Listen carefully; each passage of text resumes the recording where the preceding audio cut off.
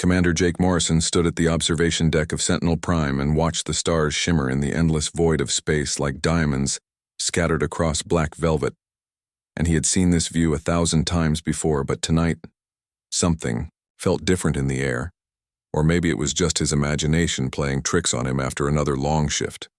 monitoring the edge of Earth's territory where nothing ever happened except the occasional meteor shower or solar flare that lit up their sensors for a few seconds before fading back into the cosmic silence that had been humanity's only companion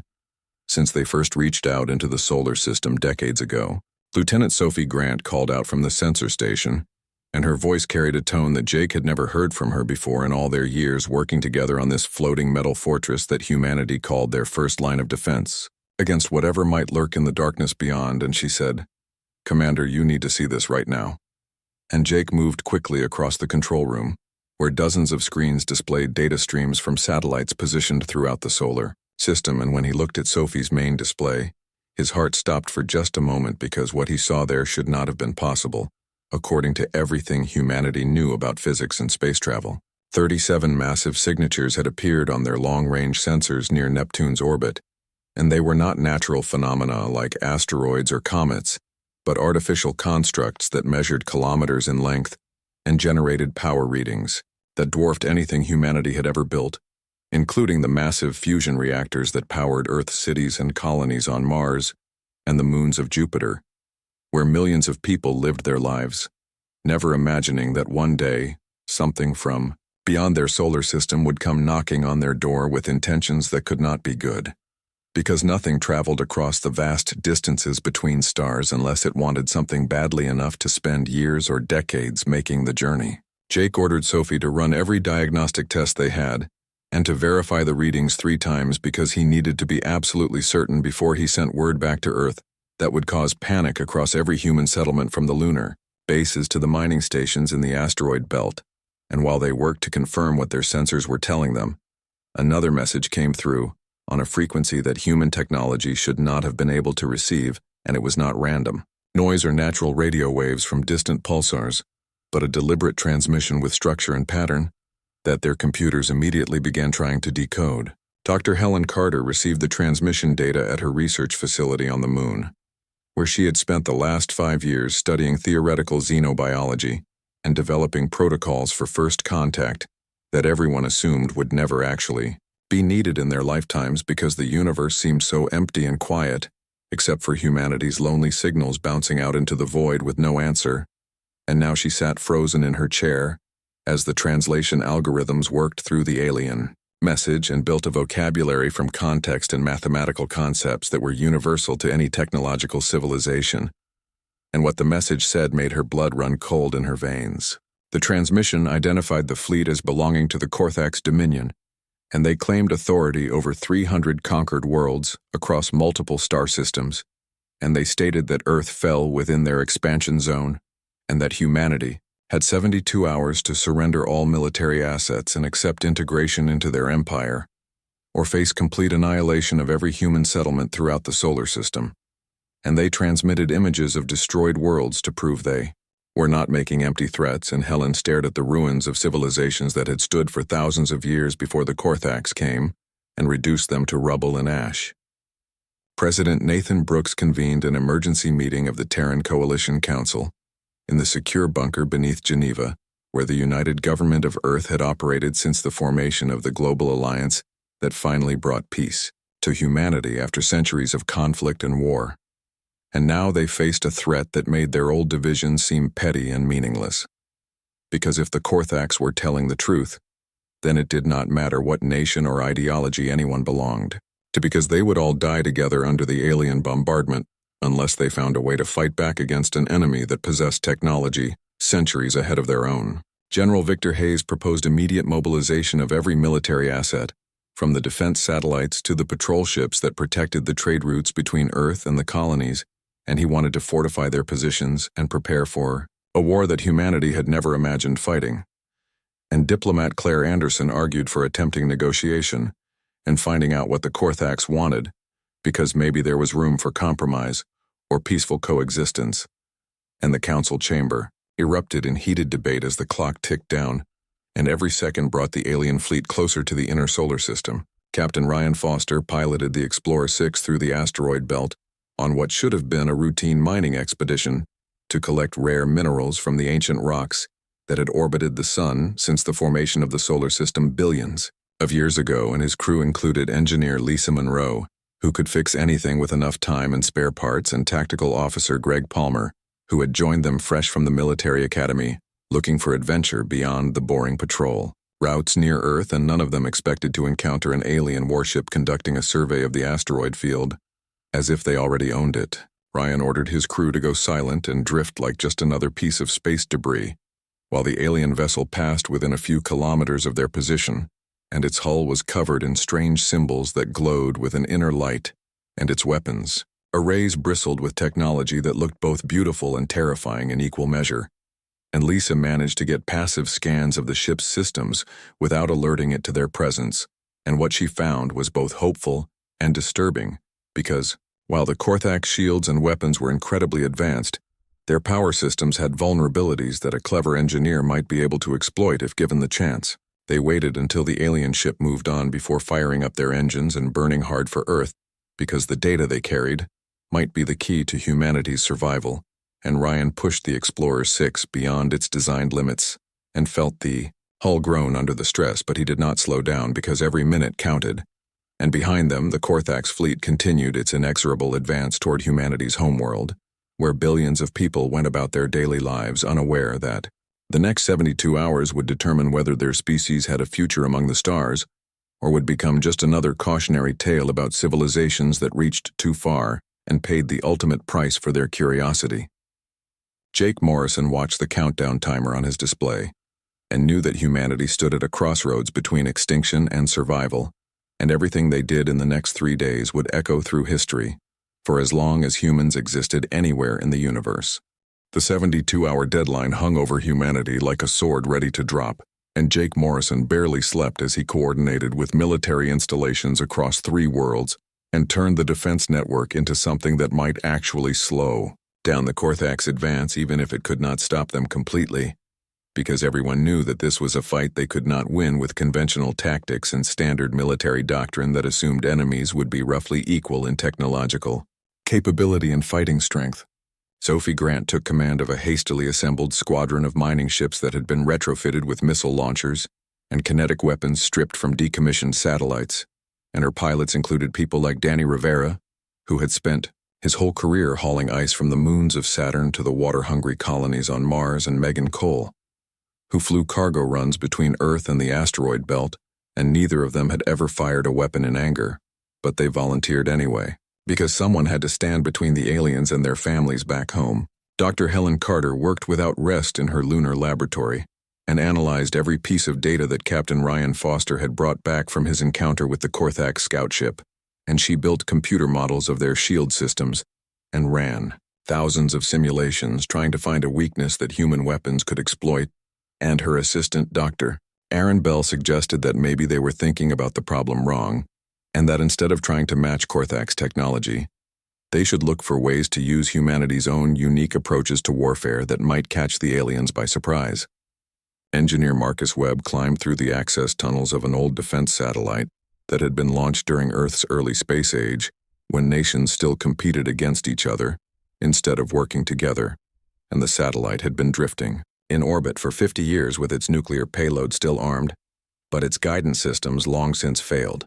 and Marcus thought that maybe these relics from a more primitive time could be useful precisely because they were so old and unsophisticated, that the Korthak sensors might not recognize them as threats. Karen Price worked alongside Marcus and helped him rewire the ancient systems using modern components, grafted onto hardware that was older than both of them combined, and she joked that they were basically building a space-age Frankenstein monster from spare parts and duct tape, but if it worked, then nobody would care how ugly the solution looked,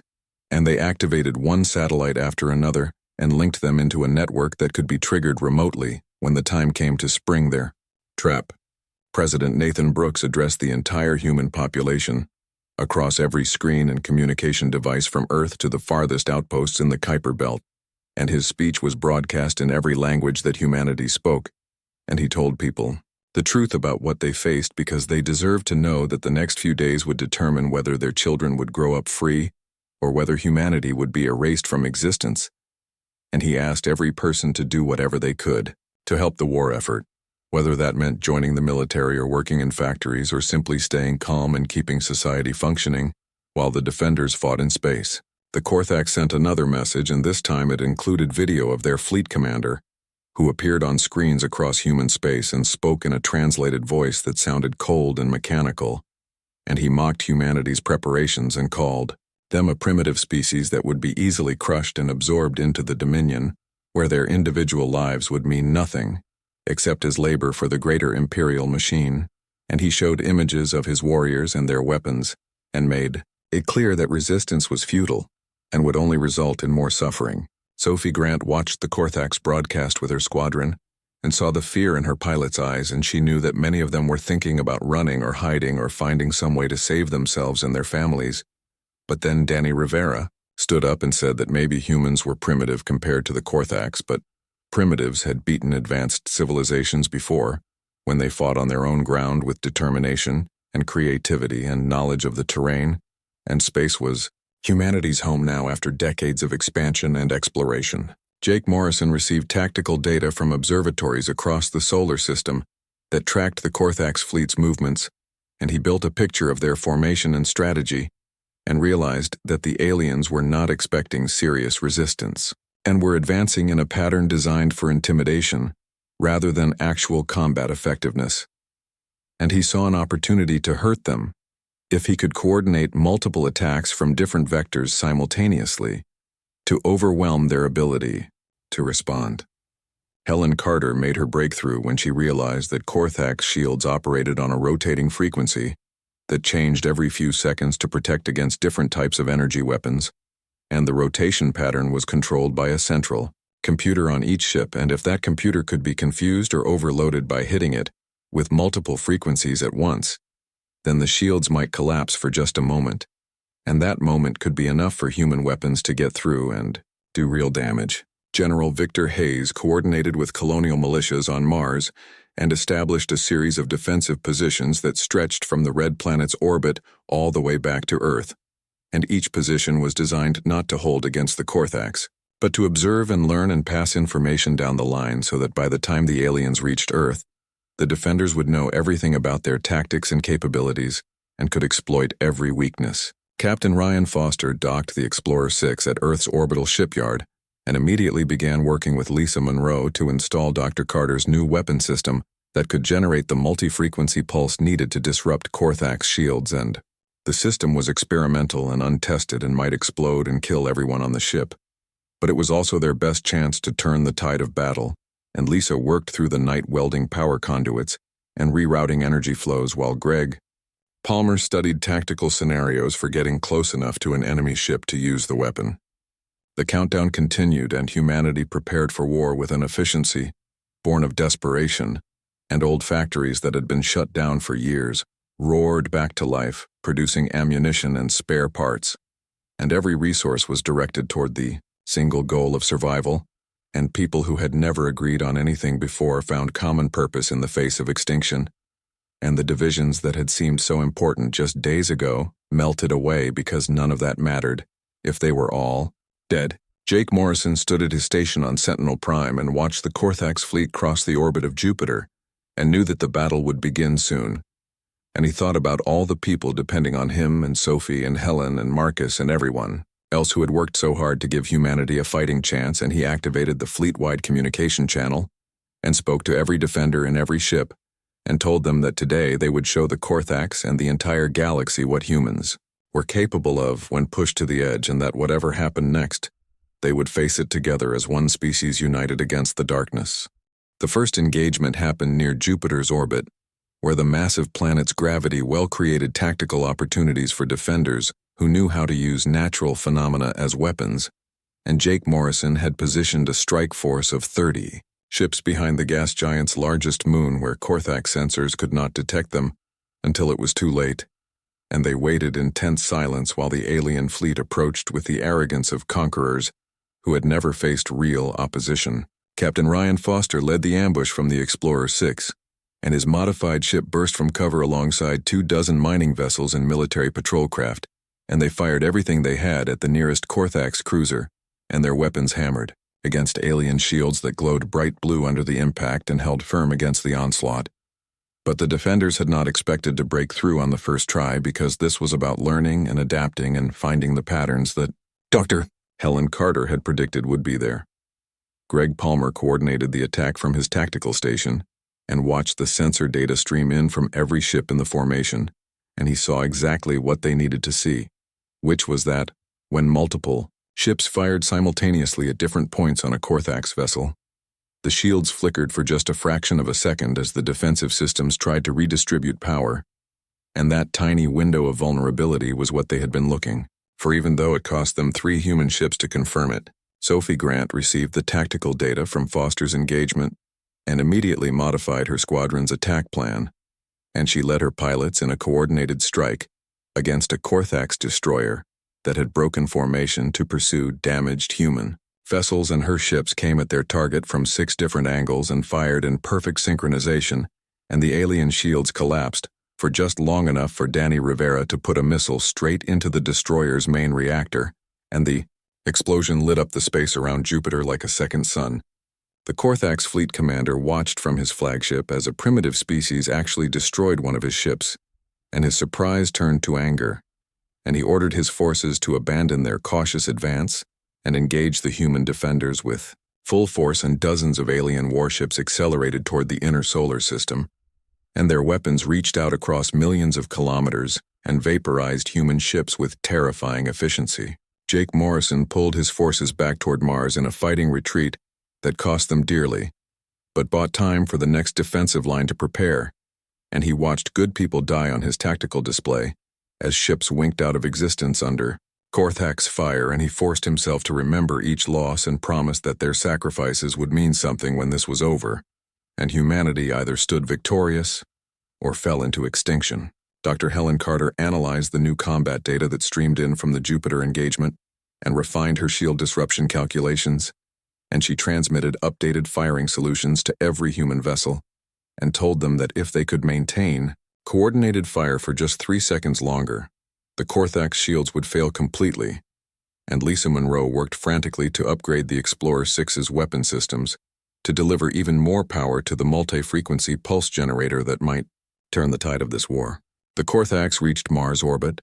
and found Colonel Betty Shaw waiting for them with the entire Martian Defense Force dug into positions across the red planet's surface and hidden in the canyon systems that cut through the ancient terrain like scars from some cosmic battle fought eons ago.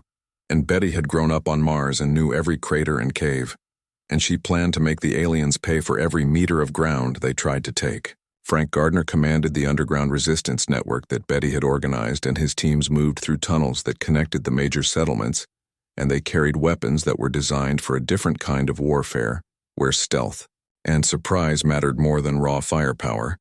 And when the Korthax landed their ground forces, Frank's people were waiting with ambushes and traps, and a determination that caught the aliens completely off guard. The battle for Mars became a grinding struggle that neither side had anticipated, and the Korthax found themselves fighting an enemy that refused to stand and be destroyed, but instead melted away into the landscape and struck from unexpected directions, and disappeared again before reinforcements could arrive. And their rigid military doctrine had no answer for this kind of asymmetric warfare that humans had perfected over centuries of conflict on their own world. Jake Morrison used the time bought by Mars's defenders to position his remaining forces in Earth's orbit, and he coordinated with Marcus Webb to prepare the old satellite network for activation, and they had one chance to surprise the Korthax with weapons so primitive that the alien sensors would not recognize them as threats until it was too late, and everything depended on timing and luck, and the hope that humanity's creativity could overcome the vast technological gap. Sophie Grant's squadron took up position near the moon, and her pilots were exhausted from days of constant combat, but they refused to stand down because Earth was right there below them with billions of people depending on their ability to hold the line just a little bit longer, and Megan Cole joked over the radio that at least if they died here, the view would be spectacular, and everyone laughed because sometimes humor was all that kept the fear at bay. Captain Foster brought the Explorer 6 into position at the choke point, where Jake Morrison predicted the Korthax fleet would have to pass to reach Earth, and Lisa Monroe reported that the weapon system was ready, but warned that it had maybe one shot before the power conduits melted from the strain, and Ryan looked at his crew and saw that they understood this might be a one-way trip, and not one of them suggested turning back. The Korthax fleet emerged from behind Mars, and their formation was ragged from the unexpected resistance they had encountered,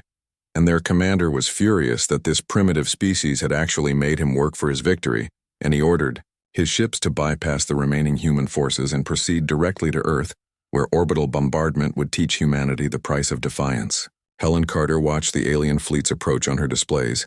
and counted down the seconds until they reached the optimal firing position, and she had spent her whole career studying life in the universe and hoping for peaceful first contact. And instead she found herself enabling the destruction of an alien empire, and she wondered if this was how all civilizations met in the vast darkness between stars, with weapons and fear instead of hope and understanding. Jake Morrison gave the signal and every human ship opened fire at once, and their weapons struck the Korthax formation from multiple angles, and the alien shields flickered and strained under the coordinated assault. And then Marcus Webb activated. The satellite network and 50 ancient nuclear warheads that the Korthax sensors had completely missed suddenly detonated in the midst of their fleet, and the primitive weapons punched through sophisticated shields that were never designed to stop such crude attacks, and alien ships broke apart under the explosions. Captain Foster saw his moment and pushed the Explorer 6 forward at full acceleration, and the ship shook as it burned through space toward the Korthax flagship, and Lisa Monroe charged the multi-frequency pulse generator, and Greg Palmer managed the point defense systems that kept enemy fire from destroying them before they reached their target. And Ryan thought about Earth and home, and the future of humanity, as the distance closed, and the weapon reached full power. The Explorer 6 closed the final kilometers to the Korthax flagship, and every second felt like an eternity to Captain Ryan Foster as enemy weapons fire filled the space around his ship, and Greg Palmer worked the defensive systems like a concert pianist playing a desperate symphony of survival and countermeasures and point defense lasers, and somehow they stayed alive long enough to reach firing range. Lisa Monroe triggered the multi-frequency pulse generator, and the weapon unleashed a wave of energy that human science had never produced before, and it struck the flagship's shields with the force of a small star going supernova, and the alien defensive systems tried to adapt, but they had never encountered anything like this, and for 3 crucial seconds the shields failed completely and left the massive vessel exposed. Every human weapon in range opened fire on the vulnerable flagship, and missiles and kinetic rounds and energy beams converged on the alien ship from 100 different vectors, and the Korthax commander watched in disbelief as his impregnable fortress began to come apart around him, and he tried to order his fleet to protect him. But the rigid command structure that had served the Dominion for centuries suddenly became a fatal weakness as individual captains waited for orders instead of acting on their own initiative. Jake Morrison saw the flagship breaking apart on his tactical display and felt a moment of savage joy that humanity had actually hurt these invaders who thought they could just take Earth without a real fight, and he immediately ordered all forces to press the attack while the Korthax fleet was still reeling from the loss of their commander, and Sophie Grant's squadron dove into the chaos and targeted the alien ships that were trying to regroup. Danny Rivera flew his retrofitted mining ship through a debris field created by the exploding flagship and used the wreckage as cover while he lined up a shot on a Korthax cruiser that was attempting to take command of the scattered fleet, and his missile struck the cruiser's engines and sent it spinning out of control, and Megan Cole covered his retreat with suppressing fire that kept other alien ships from pursuing. The Korthax forces fell into disarray without their commander, and the rigid hierarchy that had been their strength became their downfall, as captains argued over who should take command and what strategy to follow, and human forces exploited every moment of confusion with coordinated strikes that seemed to come from everywhere at once, and Dr. Helen Carter's shield disruption technology turned every human ship into a legitimate threat. On Mars, the news of the flagship's destruction rippled through both human and alien forces, and Colonel Betty Shaw ordered her defenders to launch an all-out counterattack from their hidden positions, and Frank Gardner led strike teams that emerged from the tunnel networks and hit Korthax ground forces from behind. And the aliens found themselves fighting on 2 fronts with no support from their fleet. The Martian resistance captured alien communication equipment and turned it over to human technicians who cracked the encryption. And suddenly, humanity could listen to every Korthax transmission and coordinate jamming at the perfect moments to create maximum confusion, and the technological advantage that the aliens had enjoyed for so long began to evaporate as humans learned and adapted with frightening speed. Captain Foster managed to pull the Explorer 6 back from the heart of the battle, and his ship was barely holding together with hull breaches on 3 decks and the main engines running at 20% capacity, but they were alive. And Lisa Monroe was already working on repairs while Greg Palmer compiled combat data that would help other ships refine their tactics, and Ryan felt pride in his crew who had given everything they had. Sophie Grant pushed her squadron hard, and they struck at Korthax vessels that were trying to organize a retreat, and she knew that if even a few alien ships escaped, they would report back to the Dominion about humanity's capabilities and bring reinforcements that Earth could not possibly stop, so this battle had to end here with complete victory, or humanity's survival would only be delayed. The Korthax second-in-command finally established control over the surviving ships and ordered a fighting withdrawal toward the outer solar system, where they could regroup and call for reinforcements,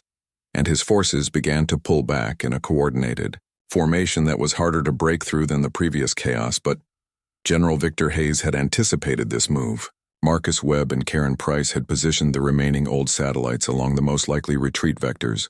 and when the Korthax fleet moved into position, they triggered the final wave of nuclear warheads and the ancient weapons detonated in a pattern designed not to destroy, but to funnel the alien ships into a killing zone where human forces waited in ambush. Jake Morrison led the ambush personally, and his ships were outnumbered, but they had position and momentum, and the element of surprise. And they struck the retreating Korthax formation with everything they had left, and alien ships that had seemed invincible just days ago now died like any other vessel when hit with enough firepower in the right places. The battle raged for hours as the Korthax fought desperately to escape, and human forces refused to let them go, and ships on both sides were reduced to drifting hulks. But humanity had the advantage of fighting for survival while the aliens were just following orders, and that made all the difference in determination and willingness to sacrifice. Sophie Grant's ship took a direct hit that knocked out her main weapons and navigation systems, and Danny Rivera moved his damaged vessel into position to shield her from further fire, while Megan Cole covered both of them, and between the 3 of them they managed to destroy the Korthax destroyer that had targeted Sophie, and then limped back toward friendly lines trailing atmosphere and debris. Dr. Helen Carter monitored the battle from her lunar facility and transmitted updated tactical data to every human ship, and coordinated the efforts of hundreds of scientists and engineers who worked to keep the defenders supplied with intelligence and technical solutions, and she realized that this was what humanity did best, which was to work together and share knowledge and adapt faster than any rigid empire could match. The Korthax second-in-command saw that his fleet was being systematically destroyed and made the calculation that no survivors meant no witnesses to report the Dominion's defeat, and he ordered his remaining ships to activate their self-destruct systems rather than let humans capture their technology. But several alien captains refused the suicide order and chose to surrender instead. Jake Morrison accepted the surrender of 3 Korthax vessels and had them escorted to secure positions where they could be studied, and their crews interrogated, and the intelligence gathered from these ships would give humanity insights into Dominion technology and strategy that could prove invaluable if more aliens came looking for revenge. The last Korthax ship attempted to escape through the debris field near Jupiter, and Sophie Grant's squadron pursued despite their damaged condition, and they caught the alien vessel near the orbit of Saturn and destroyed its engines and left it, drifting helplessly where a recovery team could claim it later. And when it was over, Sophie sat in her damaged cockpit and realized that somehow, impossibly, humanity had won. Captain Foster received word that the battle was over and felt the tension drain from his body, and Lisa Monroe laughed with relief and exhaustion, and Greg Palmer just sat quietly staring at the tactical display that now showed only human ships and debris where an alien fleet had been, and Ryan sent a message to Earth that the invasion had been stopped and the planet was safe. The aftermath of the battle left Earth's orbital space filled with debris from both human and alien vessels, and recovery teams worked around the clock to search for survivors trapped in damaged ships, and Jake Morrison coordinated the rescue efforts, while simultaneously trying to assess the true cost of humanity's victory. And the numbers were staggering, with thousands of ships destroyed and millions of people dead across Earth and the colonies. But they had survived, and that was what mattered. President Nathan Brooks addressed the survivors, and his voice carried across every human settlement from the underground cities of Mars to the orbital habitats around Earth, and he spoke about the courage and sacrifice of everyone who fought and everyone who supported the war effort. And he declared that humanity would never forget those who gave their lives to ensure that future generations could live free. And his words brought comfort to some and tears to many, as the reality of their losses finally sank in. Sophie Grant stood in the medical bay of a rescue ship and watched doctors work on Danny Rivera, who had taken shrapnel when his mining vessel was hit in the final engagement, and he would survive. But his flying days were over, and Sophie felt guilty for being relieved that he was alive when so many others were not.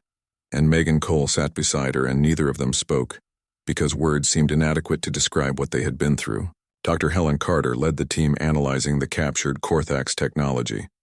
and what they found was both fascinating and disturbing, because the aliens had not actually invented most of their advanced systems, but had instead stolen or copied them from other conquered species. And the Dominion was essentially a parasite that grew strong by absorbing the innovations of civilizations they destroyed, and this revelation made humanity's victory even more significant. Commander Jake Morrison was promoted to admiral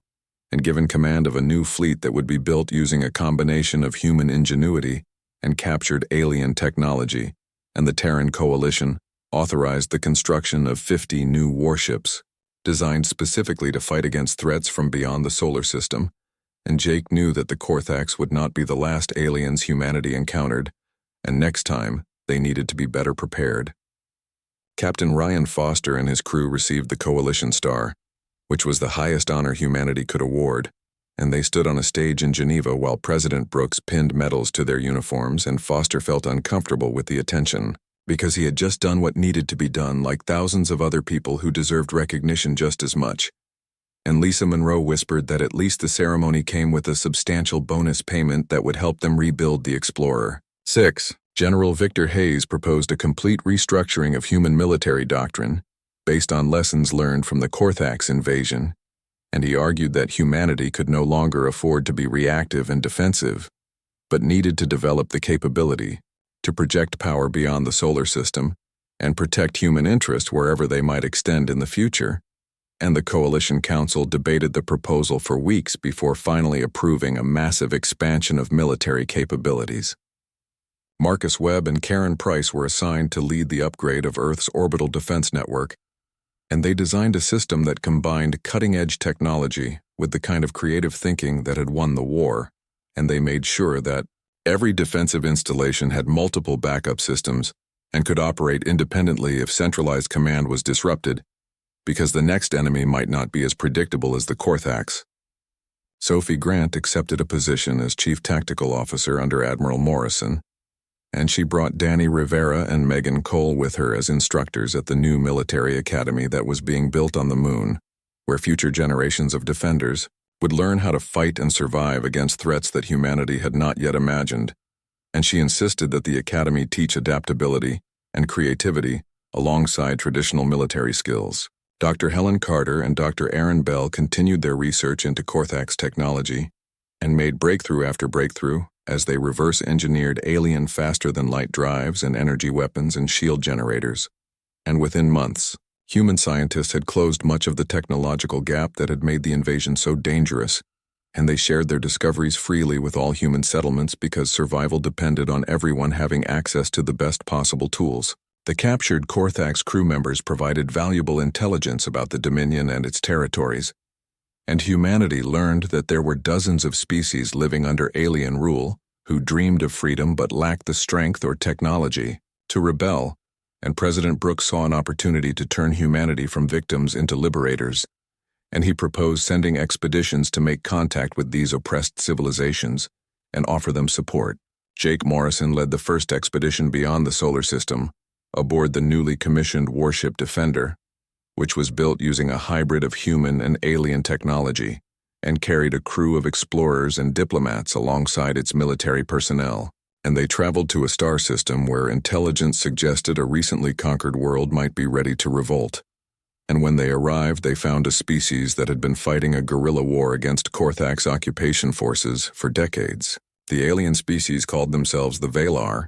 and they were initially suspicious of humans who they assumed were just another aggressive empire like the Korthaks. But Sophie Grant led a team that demonstrated human weapons and tactics, and offered training and support without demanding anything in return. And the Valar leaders were amazed because in their experience, powerful civilizations always demanded tribute or submission. Captain Foster commanded the Explorer 7, which was a new vessel built to his specifications and designed for long-range exploration and first contact missions, and he took Lisa Monroe and Greg Palmer with him on a journey to map the territories beyond Korthak's space and identify potential allies and threats, and they discovered that the galaxy was far more populated than humanity had imagined, with thousands of civilizations at various levels of development. The Terran Coalition established formal diplomatic relations with 17 different species within the first year after the invasion, and some of them were more advanced than humanity while others were less developed, but all of them shared a common interest in preventing the Korthaks from expanding further and building a network of mutual defense and cooperation. President Brooks commissioned a memorial on Earth that listed the names of everyone who died defending humanity against the invasion, and the monument stood on a hill overlooking Geneva, where people could come to remember and reflect and pay their respects to those who gave everything so that others could live. And the memorial included a message that was broadcast into space in hundreds of languages, declaring that humanity would defend itself and stand with others who valued freedom. Admiral Morrison stood on the bridge of the Defender and watched the stars through the viewscreen, and thought about how far humanity had come in such a short time, and how the invasion that was meant to destroy them had instead awakened something powerful in the human spirit that could not be conquered or suppressed, and he knew that the galaxy would never be the same, because humanity had announced its presence not as victims or supplicants, but as defenders and allies, and a force that would fight for what was right. Dr. Helen Carter sent a message to every human settlement that summarized everything they had learned from the war, and she ended it with a simple statement that humanity endures and adapts and overcomes, and these three qualities made them unique among all the species in the galaxy. And as long as humans remembered what they were capable of when united by common purpose, then no empire or enemy would ever be able to defeat them. The story of Earth's defense spread across the galaxy, and species that had suffered under Korthak's rule for generations began to hope that liberation might be possible, and they looked to humanity not as saviors, but as proof that determination and creativity could overcome even the greatest technological disadvantages, and the age of human expansion had begun not through conquest, but through the example of a species that refused to surrender even when victory seemed impossible. And that made all the difference.